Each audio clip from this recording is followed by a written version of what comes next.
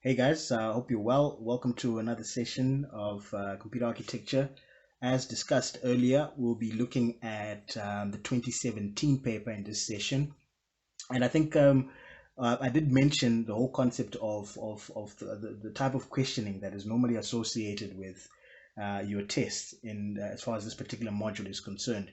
I think one of the other types of questions that I hadn't mentioned in the previous session is the true-false questions, where you'll find that they'll ask you to identify statements that are either true or false. If they're false, they'll ask you to typically give an appropriate reason why that particular answer there is false. So that's another type of questioning that you might encounter as far as your actual test and exam is concerned. But as far as the 2017 paper would go, it's typically the same as 2016. So you've got your three questions. These questions carry 20 marks apiece to give you that total of 60 marks. And you've got multiple choice for the first question. You've got scenario long based questions and a bit of definitions for both question 2 and 3. And obviously the last part of question number 3 there, you'll discover exactly the same as the previous paper, where you're arguably asked to identify the different components for 1 mark apiece that are incorporated there. So if you look at question number 1, the first one there is 1.1 is associated with chapter number 2 as far as your prescribed textbook is concerned. So you've got a scenario where you're troubleshooting a specific machine, but that machine or the whole troubleshoot process involves installing your software updates and hardware updates several times. So obviously what it would mean is you'll have a couple of reboots associated with that particular computer. So if this machine is going to be rebooting once, naturally you can just ask your client to incorporate the password. But if it's going to be happening multiple times and arguably they're not within the vicinity, naturally you might need to find a scenario where you would ask your client to change the password temporarily so that you can work on a given machine. Try and avoid obviously learning or asking for passwords.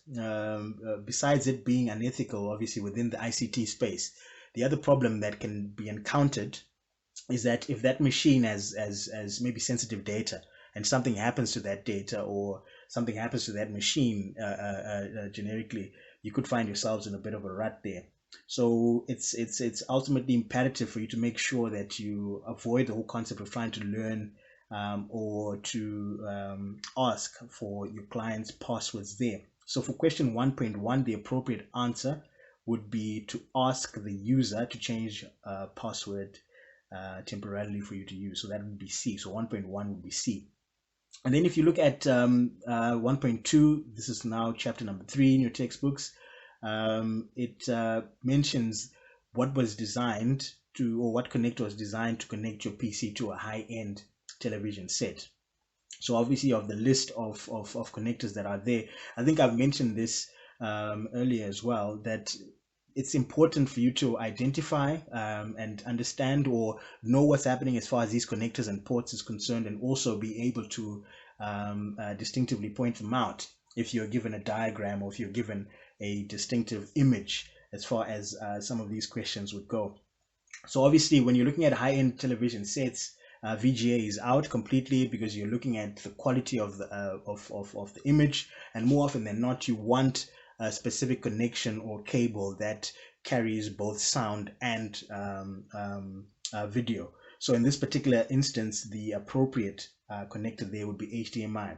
Obviously because of looking at the whole concept of the quality of the image or the picture that is displayed, and like we mentioned a couple of moments ago, the other thing that you would also want or take as an advantage there or as a plus is that that HDMI cable carries both sound and video. So 1.2 would be B. 1.3 now has a client who's installed a new CPU, but obviously when they boot the machine, nothing happens. The LED light for the actual board is lit up. So obviously power is being sent. What could the issue be there? So if you look at this particular question, I think if you look at contribution C and D, they've mentioned their AMD CPU on an Intel board. Now, I think we've mentioned this before, that when you look at the whole concept of AMD and Intel, I think pre 96 or pre late 90s,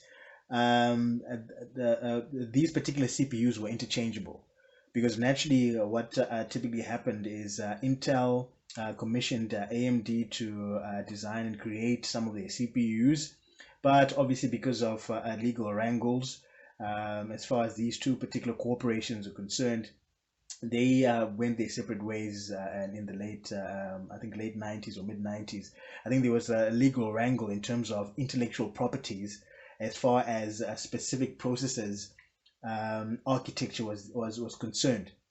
So after that, these particular CPUs are obviously not interchangeable when it comes to the board. So if you want to use an AMD a CPU, you'd obviously need to typically use an AMD compatible board. The same difference applies when you're looking at Intel. So those two contributions are naturally out, because these particular CPUs are not interchangeable. Naturally, it's typically impossible for you to actually plug in an AMD CPU on an Intel based board. And then if you look at A and B now, so he forgot to disconnect the CPU fan. So had this statement stated he forgot to connect the CPU fan, then definitely we're good to go on that one.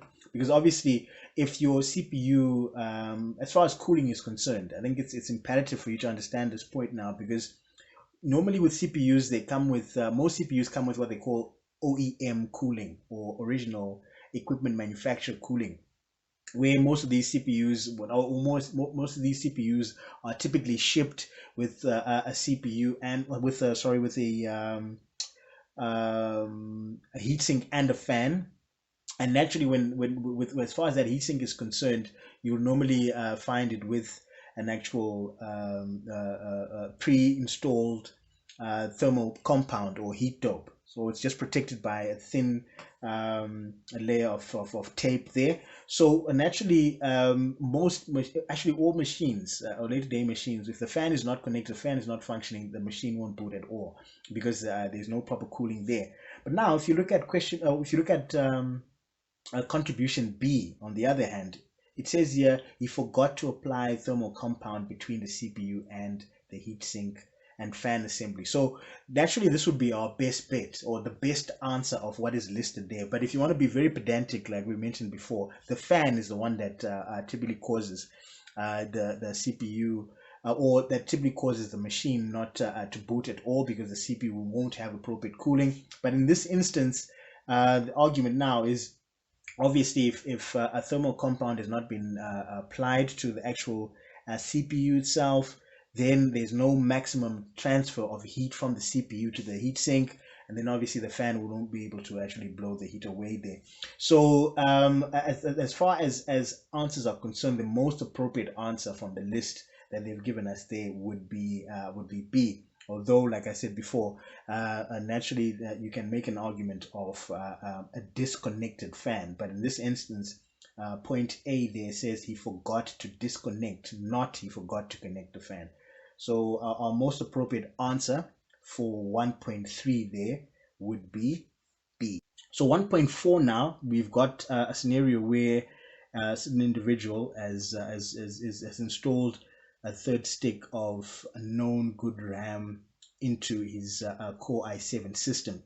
So he's got 3 gigs of RAM, and then discovers that after a couple of days, his system randomly locks up, reboots, and normally this happens when he's running memory intensive tasks such as gaming. I'm not so sure what type of game you play with 3 gigs of RAM, but it's just for the purposes of understanding. So in this particular instance, they've asked what the problem would be. So you've got a couple of without even looking at the answers there. If he's got a system lockup, obviously it's a RAM based issue, and in most instances it might mean that this particular individual has not, probably the new stick that is installed does not match what was currently incorporated as far as the actual a pre-installed RAM there is concerned. So naturally, remember, when you're looking at upgrading RAM, or you're looking at plugging in new sticks of RAM, whichever way you look at it, you've got a compatibility platform you need to take into consideration. The type of RAM you're installing, does it complement what is already existing in terms of speed, and in some instances in terms of latency, and obviously capacities. So in this particular instance, we've got again a set of answers: DDR RAM into a DDR2 system. So A and B are naturally out, because, like we mentioned, especially with the previous paper as well, that DDR is not forward or backward compatible, which means that you cannot install a DDR2 RAM module on a DDR3 board, and vice versa. So it's important to understand that DDRs are not forward or backward compatible. If you want to use DDR2, you need to make sure that you're working with a DDR2 board. So in this particular instance, we left with C, D, and E. And then as far as the D there is concerned, installed RAM that exceeds the speed of RAM in the system. And then C says the RAM does not match the speed or quality of the RAM in the system. So that would obviously be our appropriate answer there, because remember, this, in essence, if you're looking at exceeding the RAM in the system, then that means that the machine wouldn't boot at all, or it wouldn't even identify the new stick of RAM. So D would be out because of that. But if you look at C now, chances are there's the new RAM stick or RAM module that has been plugged in does not match what is already there, so functioned appropriately, or functions in generically if you're looking at just using the machine for basic tasks. But the moment you start working with memory intensive programs or applications, then the system starts locking up. So that's a typical example of why that would happen. The speed's not matching there, so 1.4 would be C. And then 1.5, we've looked at this in the previous paper, that's D as far as your boot sequence is concerned, so we're not dwelling too much on that one. And then 1.6, you've got an individual that has bought a board, and someone has mentioned what kind of ICH does this have. So when we're discussing motherboards, remember, one of the important aspects of the boards that we discussed were the two setups, which is your form factor.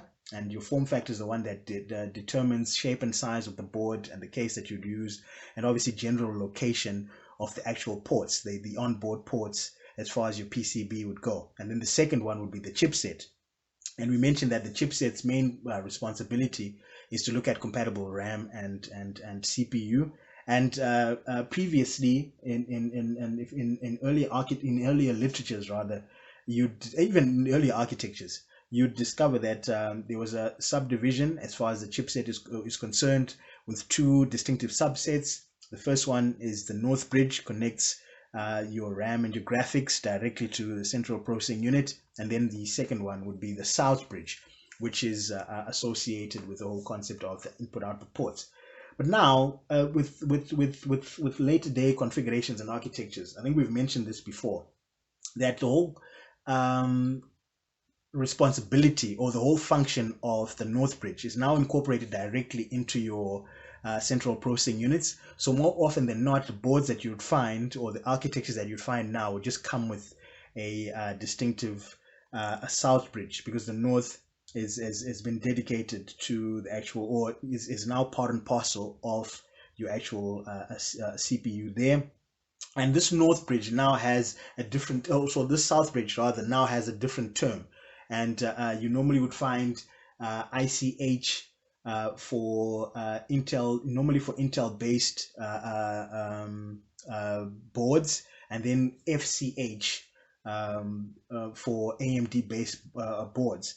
And then so ICH stands for Input Output Controller Hub, FCH stands for Fusion Controller Hub, and then I think you also find that later day literatures also just coin, regardless of this being an Intel AMD architecture, they just coin it into one distinctive term, which is PCH, which is Platform Controller Hub. So all those three terms refer to the south bridge, because north bridge, like we said before, is distinctively incorporated within your CPU. So 1.6 there would be D, which is the south bridge. And then 1.7, SATA connection. Remember, with SATA, you've got data and power. And naturally, when you're looking at your power connection connectors, normally you're talking about a 15-pin connector there. So 1.7 would be D. And then 1.8 to 1.10, we did discuss this exactly the same questions in the previous paper. So 1.8 is looking at documenting your findings. So that's C. 1.9 is looking at establishing a theory of probable cause, which is A. And then 1.10 is looking at it says, according to the troubleshoot theory here, what is the first thing you should do when you arrive to work on a machine? That's identify the problem. So that would be A. So that, though, this is just repetition from the actual previous paper there. So that's question number 1 for you. Again, the 20 marks, 2 marks apiece for the 10 questions as far as multiple choice there is concerned. So question number 2 all the way to 3 now looks at definition, scenario based, and a couple of long questions there. So I got an image. I think if you were paying attention, this particular question, question 2.1, directly links to our 1.1 as far as question 1 is concerned, because in this instance they've given us an exhibit, and they mentioned what's happening there in terms of the password scenario. Like I said earlier, avoid learning passwords, because in this image we got our tech there learning passwords or writing down people's passwords, which is something that obviously you shouldn't do from an ethical point of view. And like we mentioned before, if you find that the machine that you're working on has got critical or very sensitive data, could be detrimental if anything happens to that data. Even obviously if it's not you, naturally you'll still be you could still be blamed for that. So in this instance, they say explain the reason why it's not encouraged. So again, it's not ethical, and it could be detrimental if you're going to be working on sensitive machines. And then describe how they can prevent this. Like we said before, if it's just one time that the machine is going to be rebooting, then naturally just ask your client to incorporate the password. But if it's multiple times, ask them to temporarily change the password so that you can work on the machine. Once you're done, naturally they can then typically take it back to or reincorporate the password that they initially had. So that's 2.1 for you there. And then 2.2, explain how you can prevent the CPU from overheating. So again, I think maybe this might even talk to what we mentioned in terms of the heat dope, the fan, and the heat sink there. So to prevent, you need to make sure that you incorporate thermal compound. And then obviously on the thermal compound, you've got your heat sink and you've got your fan. So in essence, the umbrella response to this would be the cooling. So how would you prevent your CPU from overheating? So you're going to incorporate cooling. And what's happening as far as the cooling is concerned, you've got your thermal compound, which is responsible for that maximum heat transfer from the CPU to the actual heat sink. You've got the heat sink responsible for absorbing that heat that the CPU produces. And then you've got the fan, which is responsible for blowing the heat away from the actual central processing unit. I think you can also even incorporate as part of your contribution or as part of your answer there, your liquid cooling as well. So so liquid cooling is a different form that then incorporates some form of liquid, either water or liquid nitrogen, that then is responsible for availing for the cooling of that distinctive central processing unit there. And the other thing you can also mention here is avoid overclocking, because if you don't have the proper cooling, or if you've got basic cooling and you overclock your machine, or if you overclock your CPU, it's bound to generate more heat, and that could be quite detrimental. So it could overheat because your system has been overclocked and you haven't incorporated the right cooling mechanisms. That's another thing that you can also mention in addition to the previous points that we mentioned earlier there. All right, so that's 2.2. And then now if you look at 2.3, it says that we've got earth-real symptoms when troubleshooting motherboards or PCBs. So with troubleshooting boards, there are 3 distinctive types of symptoms or errors or problems or failures that you can encounter. So The first one, not necessarily in that order, you've got what they call component failures. And this is when probably you haven't plugged in certain components appropriately. So it could be a RAM module, or it could be a fan connection. The list will go on and on. So this is when certain components on the actual board might not function appropriately. So this could even indicate ports. So this could just make it's an indication of architecture or components that might not have been plugged in properly on the board, and that's the reason why you get that failure. Then you've got what they call catastrophic failures, which is the second one, and this one is just the complete malfunction of the board. So this can also be described as dead on arrival. You buy this board new from the store. You get home, you try and install, you try and function or try and work on this particular board, and it's not responsive at all. So that's a catastrophic failure where the entirety of the board doesn't function. And then you've got what they call ethereal or ethereal symptoms or problems or failures that you can find, where things that just don't work. It's working at one point, and then it's not working the next minute. The list will go on and on. So in essence, there are distinctive symptoms. So remember, it's important for you to understand the description of what an actual failure is, and then the symptoms that can point to those kind of failures. So in this particular instance, as far as the actual question goes, it says list any 5 causes of these symptoms. So in order for you to list the symptoms, you need to obviously understand what the actual failure is. So in this particular setup, you can discuss. So it's got 5 you're listing, and it's 5 marks. So it's just a question of listing without an actual explanation. So the first one you can talk about is faulty components on the actual board. You can talk about buggy drivers, all right, or drivers that aren't functioning appropriately. Same difference for the third one, which is buggy application software or problematic application software. And then you can even discuss problems with the OS, so corruption or slight corruption as far as the actual operating system is concerned. And then another thing that you can also mention is power problems. Normally power is associated with most of the board issues that you might encounter. So those are the 5 distinctive symptoms that you've got there. So once again, a faulty component, the first one. Second one, a faulty driver or buggy driver. The third one, again, faulty application software or buggy application software.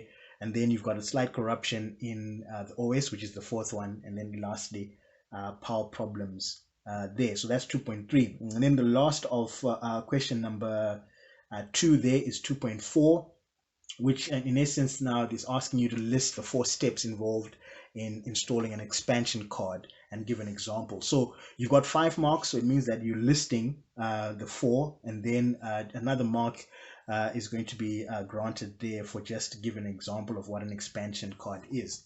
Now remember, we've mentioned this when we were discussing the boards, that you can extend the actual usage of your machine, and this extension could include maybe dedicated graphics, dedicated sound, or expansion of ports, like your USB ports as an argument.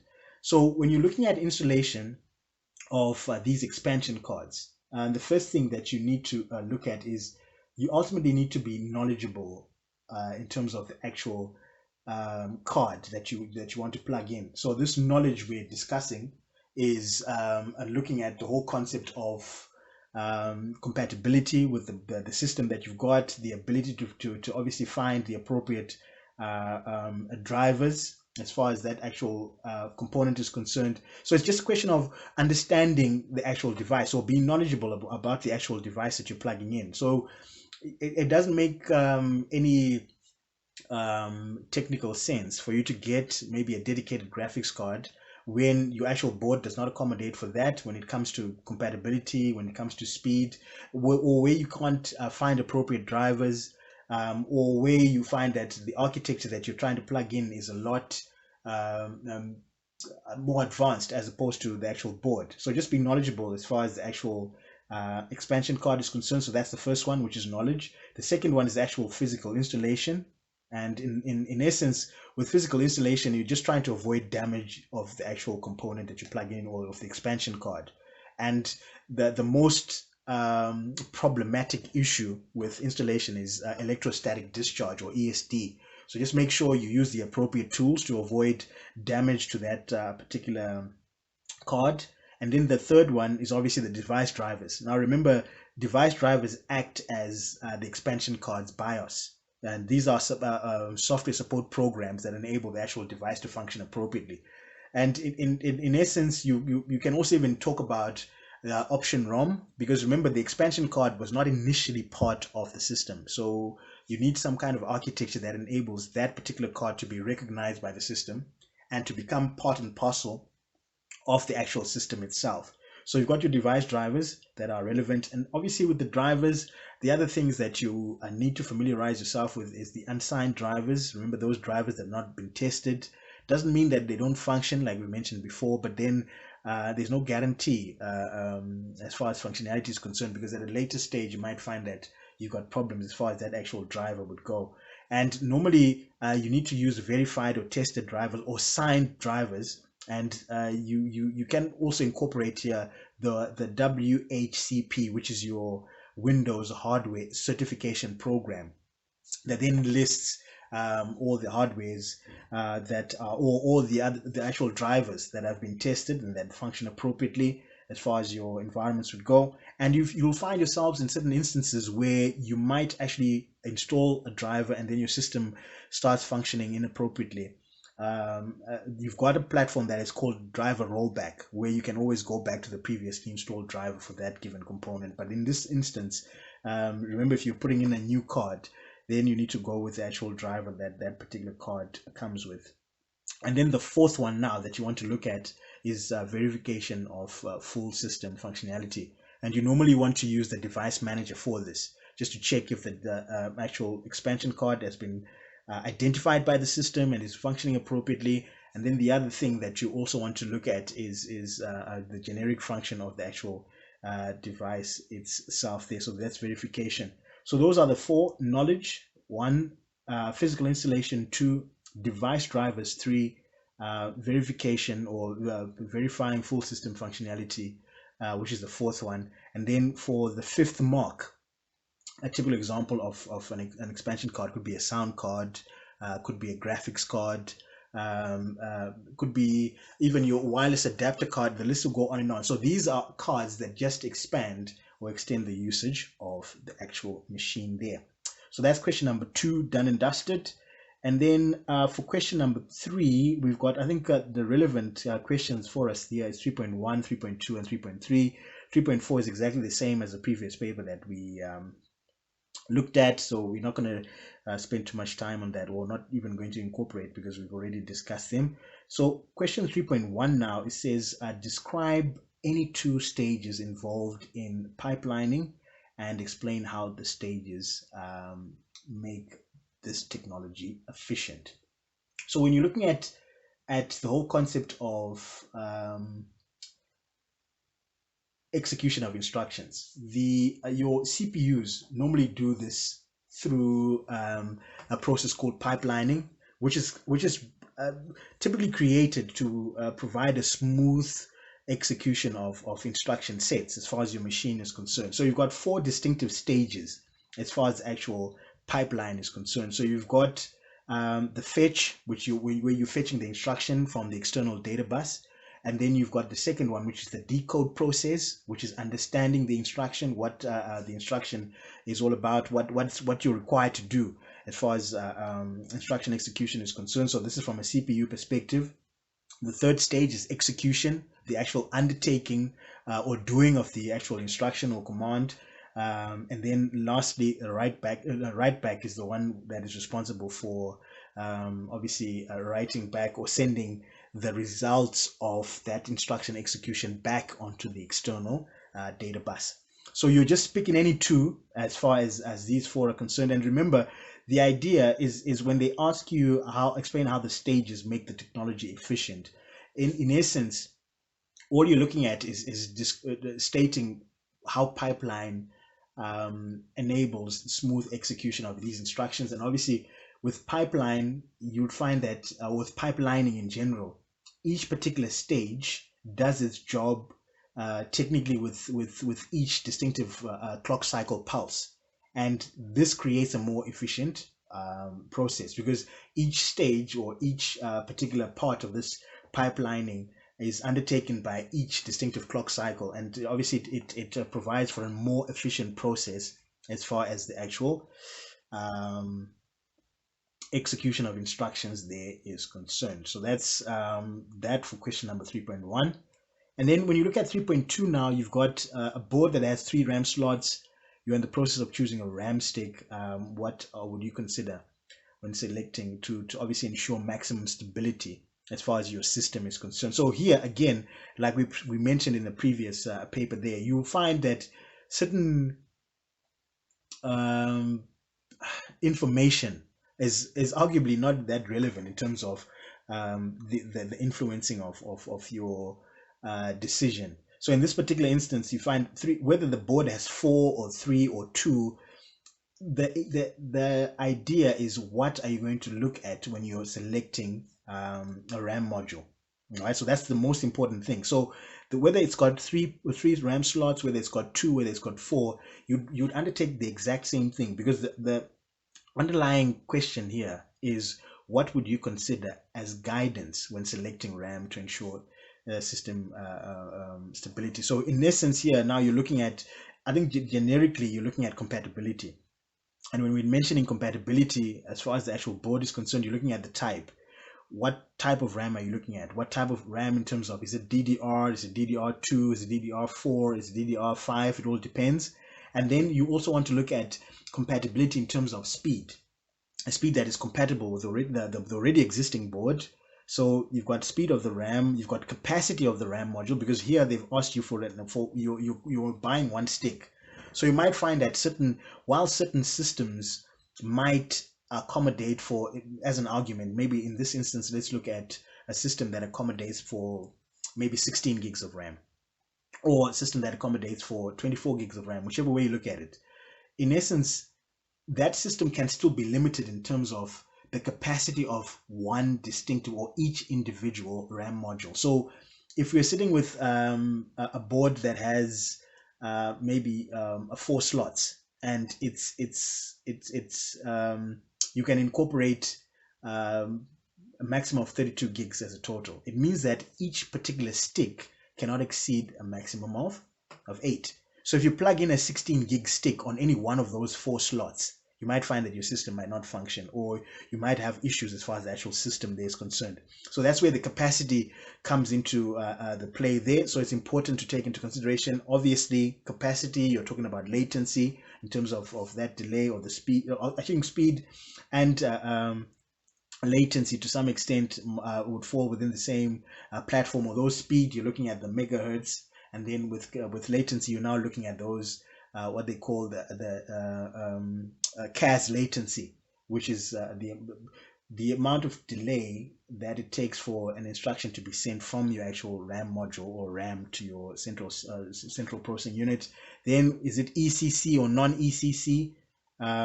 Which means that obviously if it's incorporating the error correction code, it's bound to be slightly slower, because you've got that particular architecture taking a bit of time in terms of checking the correctness of your particular instruction. So you might find there are certain boards that accommodate for ECC, some don't accommodate for it. So it's all to do with compatibility. And then the other thing is obviously looking at proper installation. You want to avoid a scenario where you don't install that RAM module appropriately. So it's for 4 marks, but in essence, you're looking at basic compatibility. So in essence, what we're looking at is again the type of RAM that you're looking at. Is it DDR? You're looking at the speed. You're looking at the capacity. You can also even mention environments in where you're going to be using the machine in, although that's a bit of a far-fetched. So you're looking at what that machine, or in which environments that computer system is going to be used in. I think maybe to be more specific when it comes to that actual point, is your system going to be 32 or 64-bit? So that's also relevant, because you don't want to plug in more than 4 gigs of RAM, but you're running a 32-bit system. It means that you're wasting anything above the 4 gigs. So that's also something that you need to take into consideration there. So that's question 3.2. And then the last one is question 3, or the last relevant one, because 3.4 we've already looked at. The last one now is 3.3. Describe the 3 examples that point out to CMOS information, loss of CMOS information, and the other one is in the same question, the 3 common reasons. So with CMOS, what you're looking at as far as loss of information, I think it's very important for you to differentiate the two there. So with CMOS, what you're actually looking at as far as your environments would go is with lost information, you're looking at, they ask for 3, but you've got about 5 of them in, generically. So lost CMOS information, the first one is CMOS configuration mismatch. The second one is CMOS date and time not set. The third one is BIOS time and settings reset. The fourth one, no boot device. The fifth one is CMOS battery low. So those are all examples of lost CMOS information errors, and then what causes these errors.